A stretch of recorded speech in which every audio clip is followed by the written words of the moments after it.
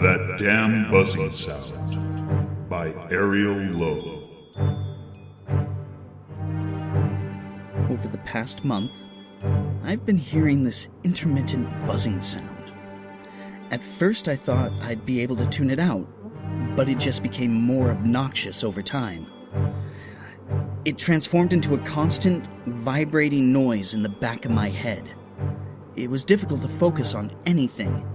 It became so bad that I had trouble sleeping, and it's beyond me how my parents never noticed it.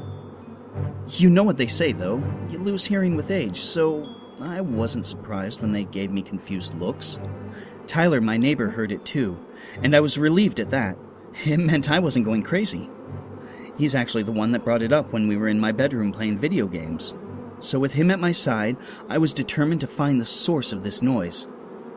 We searched my house first, and placed our ears all over the walls. The buzzing sound never seemed to become stronger or weaker, so we checked outside. My original thought was that something was wrong with the air conditioning unit. If I was right, it would explain why the sound transferred throughout the entire house. But my theory was wrong. We stood beside the thrumming unit, watching the gigantic fan spin around inside. The unit was vibrating, but it wasn't the sound we were looking for. However, we realized the sound was louder outside than it had been in my room. We searched my backyard up and down and stopped at the wooden fence surrounding my yard. We placed our ears to the fence and exchanged a knowing stare. The sound was coming from beyond the fence, and that was enough for both of us. We climbed the fence and dropped easily to the other side. The area beyond my backyard was filled with untouched forest. I had been over my fence a few times when I accidentally kicked a soccer ball over, but not often enough times to explore. My parents always complained about there being poison ivy everywhere, and there was. We skirted around it and created a path without a problem. It was really bizarre, though. All we could hear was this buzzing sound. Nothing else. I mean, we could just barely hear the leaves and sticks cracking beneath our feet, and all other sounds seemed absent. There weren't even birds singing. As we kept walking, the buzzing sound grew louder, and eventually we couldn't see my fence anymore. We stopped several yards from a cluster of trees covered in tumor-like growths. We just stood there staring at it, and neither of us could explain what they were. They appeared like they were a part of the tree, as if the bark had bubbled outward in these strange formations. Trees can naturally develop deformed growths called burrows, something I learned in hindsight. Naturally, though, our first thoughts were to poke it. Both of us were too chicken to get any closer, so we grabbed rocks instead. It only took one toss. Tyler was a baseball player. The rock collided with one of the large growths, and upon contact, the growth exploded outward, which sent chunks flying. Not even seconds later, bees. Thousands of bees swarmed out of the opening and formed into a thick, throbbing mass. Both of us screamed and ran. I had never run faster in my entire life. The bees were hot on our heels, and I felt their stingers plunging into my arms, my back, and my legs. I don't remember hopping the fence or how I arrived in my front yard, but I must have been screaming bloody murder. I stripped down to my underwear, and my mom began spraying me and the persistent bees with the garden hose. The icy pressurized water didn't hurt as bad as the welts that formed instantly.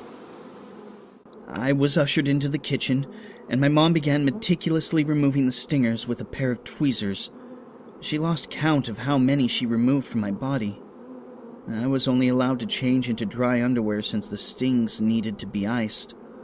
The swelling and welts had been unimaginable, and now I understood how people can die from bee stings. I was forced onto the couch with ice packs positioned all over my body. The majority of the stings were on my back, so I laid on my stomach and must have passed out sometime later. I woke the next day in the same position, and the ice packs had been removed. My mom refused to let me change into comfortable clothing until she inspected all of the welts. Thankfully, the swelling had reduced significantly since the previous day. Over a bowl of soup, I learned that my parents called an exterminator after the incident. Apparently, there had been bees angrily flying around our yard and some of the neighbors' yards. By that point, everyone on our street could hear the enraged buzzing. The exterminator arrived promptly and followed the trail of chaotic bees back to the nest. The man actually told my parents that it had been the largest colony he had ever seen. He sprayed so many chemicals that he didn't want anyone near the area. Not that anyone wanted to go investigate for themselves. The whole situation made me feel like a complete idiot. How could we have been so stupid? My only consolation was that Tyler might have suffered just as bad as me from the bee stings. I brought this up to my parents and asked how bad his injuries were. My mother gave me this petrified expression that I'll never forget. There had been nobody behind me when I raced around the side of my house. She hadn't even been aware that Tyler had gone back there with me. I felt guilty. Beyond guilty. Horrible images of Tyler being swarmed consumed me. I swore that he had been right beside me. What made me feel worse is that the exterminator never saw anyone. If Tyler had fallen behind, the exterminator would have known because he searched the entire area for nests. About a week after the incident, Tyler was still missing. I decided to search the area for myself, but I wasn't going unprepared. I grabbed a can of my mother's hairspray along with a lighter from the kitchen. If any of these bees were still kicking, then I wanted protection. I hopped the fence and moved slowly through the forest, my right hand clenched tightly on the hairspray. The distance to the nest was much further than I remembered. I knew that I had arrived when I heard a thick crunch beneath my shoes. I glanced down and felt a shiver rush through my body. The entire ground was layered with bee corpses. I couldn't see the dirt or grass, and in some areas the bees just piled on top of each other. I was on my last nerve when I approached the nests, trying my best to ignore the sickening crunches underfoot. I narrowed my eyes at the nest that we destroyed, and when I rounded the tree, the rest of the nests became apparent, nearly 10 times larger. I cautiously nudged one of the nests, which crumbled and revealed thick wax and honeycomb. Dead bees trapped inside of the nest oozed through the opening, and it was enough to turn my stomach. I grumbled beneath my breath and began poking the nest with more confidence, watching more of the pieces fall to the ground. That's when I heard the buzzing return. My heart skipped several beats and I stumbled backwards and almost landed in the disgusting ruin of dead bees. I sprinted back several feet and raised the hairspray and the lighter, watching the nests from all angles. These bees could appear from anywhere. They must have formed their nests throughout this cluster of trees, and it was very possible that their nests extended into the ground and beneath the roots. I bit my lip and waited for the swarm to appear like last time, but it never did. Instead, an odd and disturbing sight took me by surprise. I left the clearing filled with dead bees and stepped through several bushes, trying to confirm what I was seeing. My whole body quivered, and I wanted to call out. My voice failed me, though, and it might have saved my life. Not even 10 yards from me was Tyler. He was just standing there with his back facing me, and something was wrong. His movements were off. His body was twitching involuntarily, and when he took a step, his posture was rigid, while his arms were locked in janky positions. Despite the horrible feeling in my gut, I wanted to call out to him. My concern quickly transformed into fear. Tyler turned and lolled his head to the side as if his neck were broken. He knew I was there, yet he couldn't see me. His eyes were gone. 2 dark sockets stared back at me with bees crawling out of them. Sores layered his flesh, which had turned into gaping holes, and a viscous fluid was running down his chin. I was too scared to move. I only ran when Tyler began lumbering toward me, swaying back and forth and twitching. For the second time, I screamed and ran for the hills, trying to outrun the crashes coming from behind me.